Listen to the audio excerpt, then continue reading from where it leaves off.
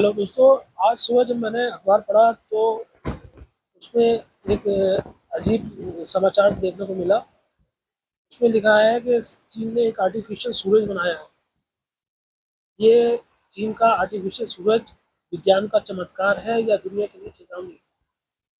दोस्तों, ऐसी खबर पर मेरी नज़र पड़ी जिसने मेरे होश उड़ा दिए। विज्ञान की दुनिया में एक ऐसा धमाका हुआ है जिसके बारे में सोचकर भी इंसानी दिमाग चकरा जाए।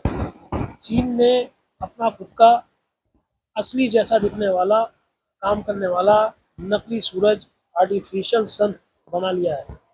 जी हाँ, आपने बिल्कुल सही सुना है। जिस सूरज की गर्मी से हम सब झुलसते हैं, चीन ने उसी सूरज को धरती पर एक लैब के अंदर कैद कर लिया है। आखिर ये क्या बला है? इसे कैसे बनाया गया है? इसकी क्या शर्तें हैं और कंडीशंस हैं? और इसे बनाने में कितना समय लगा? आइए आज इसके बारे में आपको डिटेल में बताते हैं। बिल्कुल आसान आसान भाषा इसमें समझते हैं। नंबर एक, क्या ये आर्टिफिशियल सूरज, सबसे पहले ये साफ कर दूं कि चीन ने आसमान में कोई दूसरा गोला नहीं टांगा है। दरअसल ये एक बहुत बड़ी मशीन है जिसे एक न्यूक्लियर फ्यूजन रिएक्टर कहा जाता है। इसका ऑफिशियल नाम है ईस्ट ईस्ट इसका फुल फॉर्म है एक्सपेरिमेंटल एडवांस सुपर कंडक्टिंग टोकामाक। ये मशीन हूबहू उसी तकनीक पर काम करती है जिस तकनीक से हमारा असली सूरज हमें रोशनी और गर्मी देता है। असली सूरज के केंद्र में जो न्यूक्लियर फ्यूजन यानी परमाणु संलयन की प्रक्रिया होती है, चीन ने उसी प्रक्रिया को इस मशीन के अंदर सफलतापूर्वक दोहराया है। ये कैसे बनाया गया है? कंडीशंस और टेक्नोलॉजी। हम नकली सूरज को चालू करने और चलाने के लिए चीन के वैज्ञानिकों को बेहद खतरनाक और कड़े कंडीशन से गुजरना पड़ा। 15 करोड़ डिग्री सेल्सियस का तापमान। असली सूरज का आंतरिक तापमान लगभग 1.5 करोड़ 15 मिलियन डिग्री सेल्सियस है, लेकिन चीन के इस आर्टिफिशियल सूरज ने रिकॉर्ड तोड़ते हुए 12 करोड़ से लेकर 15 करोड़ डिग्री सेल्सियस तक का तापमान हासिल कर लिया है। यानी यह असली सूरज से भी लगभग 10 गुना ज़्यादा गर्म है। टोकामेक डिज़ाइन। इतने भारी तापमान को संभालने के लिए दुनिया में ऐसी कोई धातु या मेटल नहीं है जो पिघले बिना रह सके। इसलिए लिए वैज्ञानिकों ने एक डोनट के आकार का वैक्यूम चैम्बर बनाया जिसमें शक्तिशाली चुंबकीय क्षेत्र का उपयोग करके उस खोलते हुए प्लाज्मा को हवा में ही रोककर रखा जाता है ताकि वे मशीन की दीवारों को ना छुए। हाइड्रोजन के आइसोटोप के खेल। इसमें ईंधन के रूप में ड्यूटेरियम और ट्रिटियम का उपयोग किया जाता है जो समुद्र के पानी से आसानी से मिल सकते हैं। इसे बनाने में कितना समय लगा? ये चमत्कार रात रात नहीं हुआ है। इसके पीछे चीन के वैज्ञानिकों की दशकों की कड़ी मेहनत है। चीन ने इस प्रोजेक्ट पर 7 साल 2006 में काम करना शुरू किया था।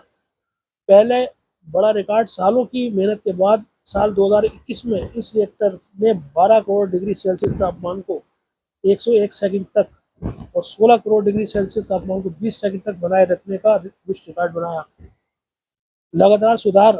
चीन की F institute of physical science में इस पर लगातार अपग्रेड चलते रहते हैं। लगभग 15 से 20 सालों की रिसर्च और अरबों के खर्चे के बाद आज इस मुकाम पर पहुंचा है कि ये दुनिया के सामने एक मिसाल बन चुका है। चीन ने ऐसा क्यों किया? इसके पीछे का मकसद क्या है? अब आपके मन में सवाल उठ रहा होगा कि असली सूरज है तो इतना अरबों रुपया फूंक कर नकली सूरज बनाने की क्या जरूरत थी? इसके पीछे 3 बड़े कारण हैं। असीमित और साफ ऊर्जा।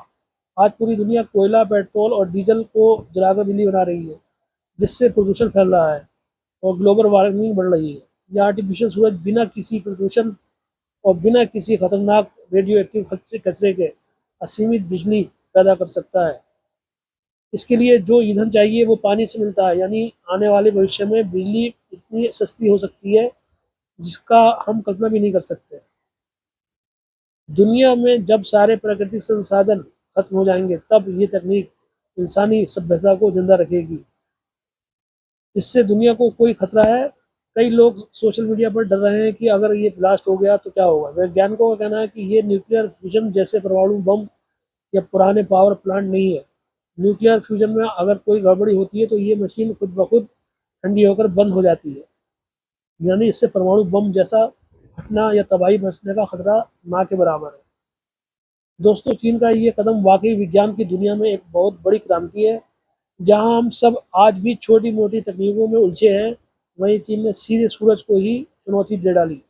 हालांकि इसे पूरी तरह से कमर्शियल यानी हमारे घरों तक बिजली पहुंचाने लायक बनाने में अभी 10 से 15 साल का समय और लग सकता है, लेकिन शुरुआत शानदार हो चुकी है।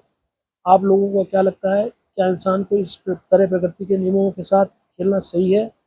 क्या ये तकनीक दुनिया को बचाएगी या कोई नया खतरा पैदा करेगी? मुझे कमेंट सेक्शन में ज़रूर बताएं, और साथ ही मेरे पेज को लाइक करें, फॉलो करें। आप लोगों की लाइक की और फॉलो की बहुत ज़रूरत है, और आगे मैं ऐसी जानकारी के और भी जानकारी वाली वीडियो लाता रहूँगा। तब तक के लिए आज्ञा दें। अल्लाह हाफिज़।